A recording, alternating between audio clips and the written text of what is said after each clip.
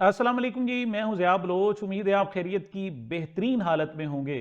سامعین، اس وقت سب سے بڑا جو سوال کیا جا رہا ہے وہ یہ کیا جا رہا ہے کہ ٹرمپ امریکہ میں جیت گئے، وہ 45ویں صدر تھے، اب وہ 47ویں صدر بھی بننے جا رہے ہیں۔ آج 5 نومبر یا 6 نومبر کو ان کا ریزلٹ آ گیا، وہ جیت گئے بڑے کلیئر پوزیشن کے ساتھ، سینٹ میں بھی جیت گئے۔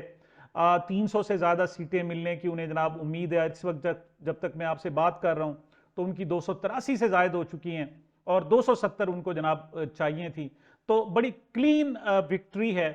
تو جناب اسی طریقے سے ان کو جناب ان فیوچر وہ طاقتور ترین صدر ہوں گے، یعنی دنیا کے جو اس وقت طاقتور ترین لوگ ہیں ان میں ٹرمپ کا شمار ہوگا۔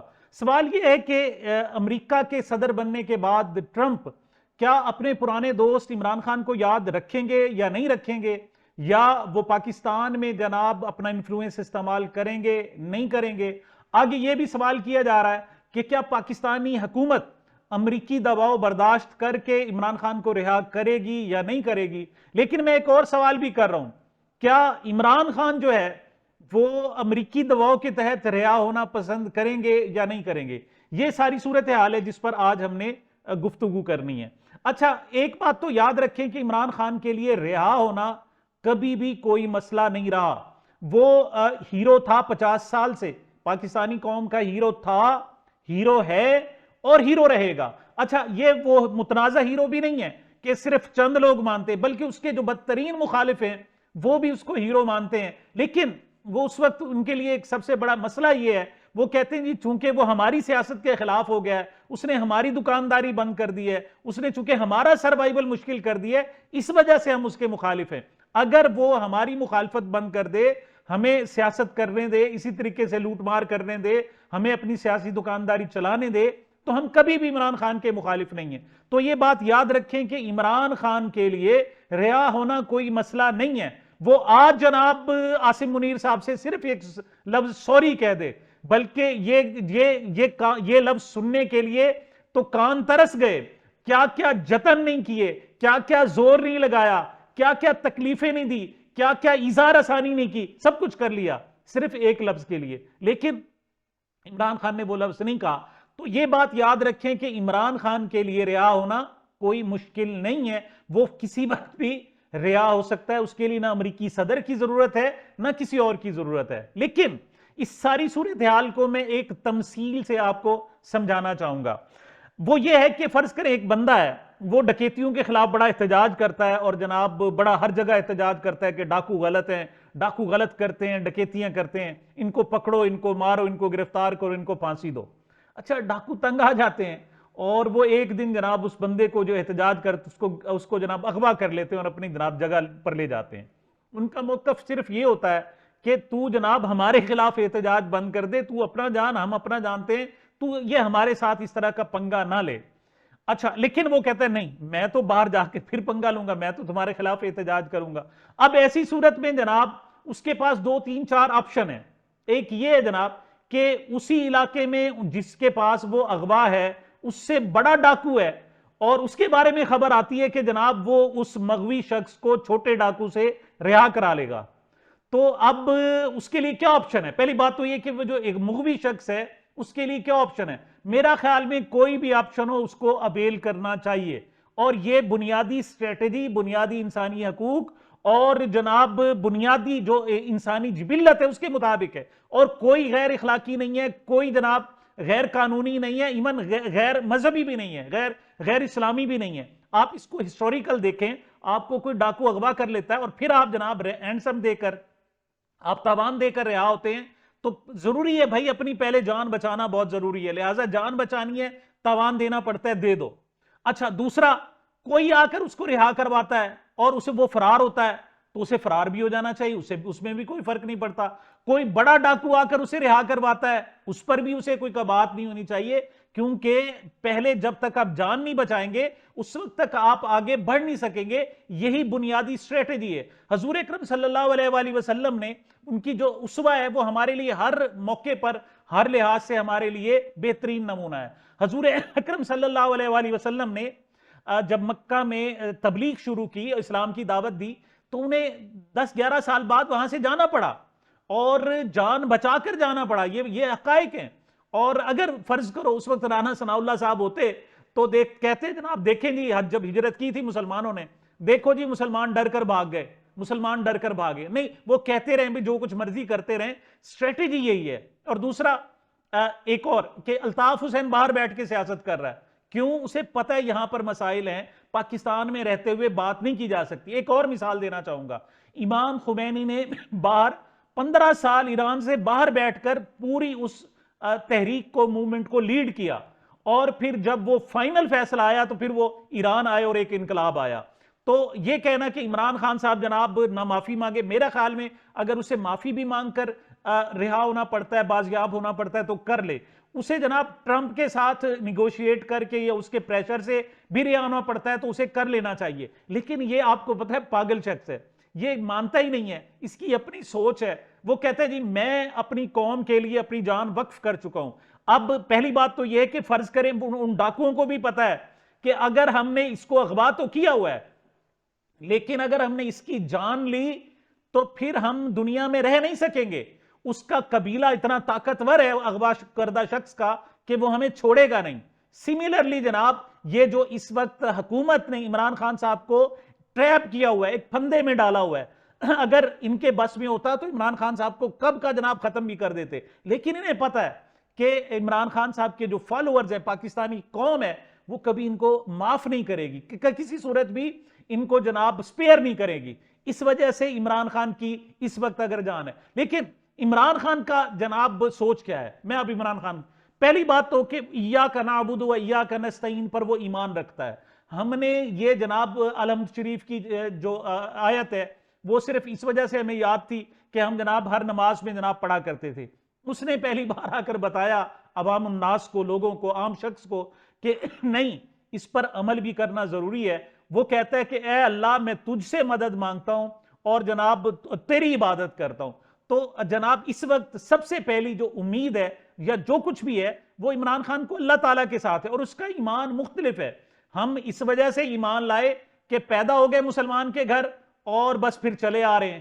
عمران خان کی ڈیفرنٹ ہے، وہ پیدا تو ہوا مسلمان کے گھر، لیکن بعد میں اس نے اسلام کو اڈاپٹ کیا ہے، باقاعدہ اسے اپنے اوپر طاری کیا ہے اور اس پر ایمان لایا، اور اس بات کا وہ باقاعدہ اقرار کرتا ہے۔ تو پہلی جناب جو چیز جو عمران خان صاحب اس وقت چاہتے ہیں وہ صرف اللہ تعالیٰ کی رضا ہے، اور وہ کہتے ہیں جی میں اس میں کامیاب ہوں، ناکام ہوں، کہیں میری زندگی کا خاتمہ ہو جائے، کچھ ہو جائے، میں ایک مشن کے تحت چونکہ کام کر رہا ہوں، لہٰذا مجھے اس کی کوئی پرواہ نہیں ہے۔ اس کے بعد اگر عمران خان صاحب کو کسی سے امید ہے تو پاکستان کے اس لولے لنگڑے عدالتی نظام سے ہے۔ کیوں؟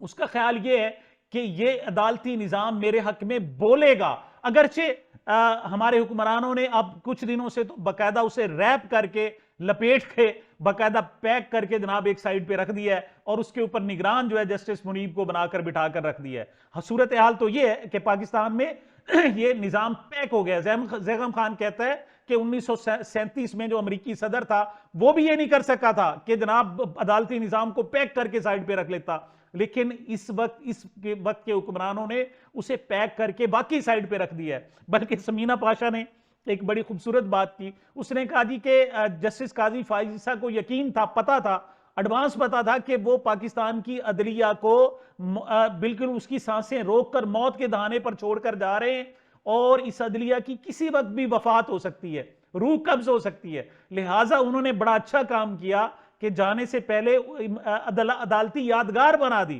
جسے جناب اسد طور عدالتی مقبرہ کہتے ہیں، اس میں باقاعدہ قبریں بنا دی کہ یہاں پر فلاں قبر، یہاں فلاں قبر، یہ انصاف کی فلاں شک کی قبر، یہ انصاف کے فلاں معیار کی قبر، یہ انصاف کے فلاں جج کی قبر، مطلب سب کچھ وہ پہلے کر کے گئے تھے۔ اگرچہ پاکستان کا جو عدالتی نظام ہے لولا لنگڑا، اس وقت مدہوش، بے ہوش، رکا کوما میں ہے، لیکن پھر بھی عمران خان کو یہاں سے امید ہے کہ یہاں سے اسے کچھ نہ کچھ ملے گا۔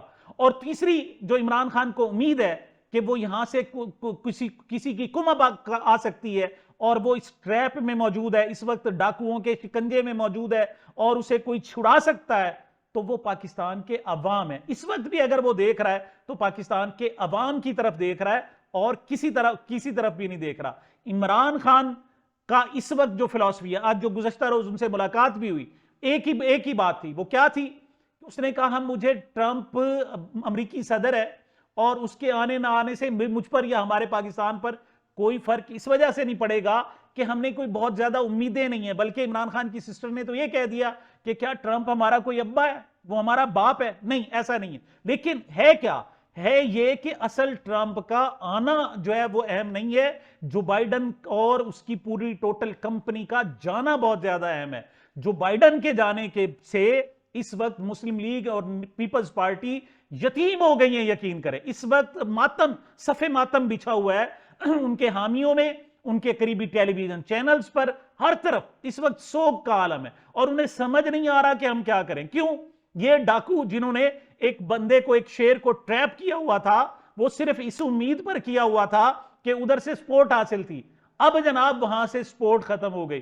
عمران خان کو اس سے کوئی غرض نہیں کہ جو بائیڈن ٹرمپ آ کر کیا کرتا ہے، اسے اس بات کا البتہ اندازہ ہے کہ ان کے پاؤں تلے سے زمین کھسک گئی ہے، اب وہ جو بھی ضرب لگائے گا اب وہ لگے گی۔ پہلے کیا تھا؟ ان ڈاکوؤں کو وہاں سے ایک سپورٹ حاصل تھی جناب، اور وہاں سے جناب یہ طاقت اور توانائی اور اشارے حاصل کرتے تھے، اب وہ سارا کچھ ختم ہو گیا، اور اس کے آپ امپیکٹ دیکھیے گا کہ آگے کیا ہوتے ہیں۔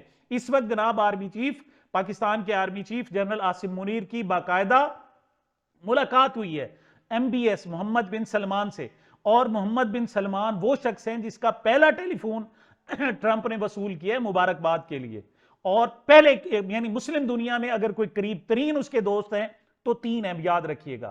نمبر 1 محمد بن سلمان، دوسرا محمد بن زید، اور تیسرا جو کوئی شخص ہو سکتا ہے تو وہ عمران خان ہو سکتا ہے۔ اور یہ بات بھی یاد رکھیے گا، محمد بن سلمان اور عمران خان کے درمیان اگرچہ تھوڑی بہت جناب مسائل تھے اور کوئی معاملات تھے، لیکن اسے بھی پتا ہے کہ عمران خان ہیرا ہے اور ہیرے کو ضائع نہیں کیا جاتا۔ محمد بن سلمان کا خیال یہ ہے کہ عمران خان جب تک زندہ رہے اور اس کے ساتھ کھڑے رہے تو محمد بن سلمان مضبوط ہوگا، عالم اسلام مضبوط ہوگا، لہٰذا ایسی بات نہیں ہے۔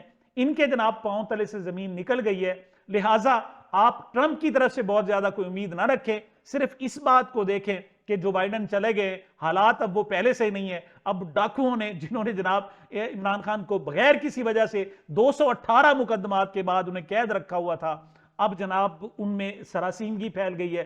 اگرچہ ان کی خواہش ہے جناب کہ جنوری میں 31 جنوری کو یہ نیا منصب سنبھالیں گے ٹرمپ، ان کی خواہش یہ ہے کہ ابھی ان کے پاس 2-1 مہینے ہیں، اور ان 2-2.5 مہینوں میں جناب وہ زور لگا کر 3 مہینے ہیں، اور 3 مہینوں میں جناب وہ زور لگا کر عمران خان کو جتنے مقدمات میں کنوکٹ کر سکتے ہیں کریں، لیکن کوئی مقدمہ نہیں ہے، جتنے مرضی مقدمات لکھ لیں اس میں جناب 6 مہینے سے 6 سال سے زیادہ کوئی سزا نہیں ہے، لیکن یہ کر دیکھیں، عمران خان کھڑا ہوا ہے، عمران خان کی جیت ہے، اسے نظر آ رہی ہے، وہ نہ کوئی تاوان دے گا، نہ جناب کسی ڈاکو کی مدد حاصل کرے گا، نہ جناب وہ کسی سے معافی مانگے گا، اسے اب بھی اللہ پر یقین ہے، پاکستان کے عدالتی نظام پر یقین ہے، اور پاکستان کے عوام پر یقین ہے، عمران خان ضرور کامیاب ہوگا۔ سامعین، یہ میری اب تک کی گزارشات تھی، مجھے اپنے اس چینل کو اپنی محبتوں اور دعاؤں میں یاد رکھیے گا۔ ملتے ہیں چھوٹے سے وقفے کے بعد۔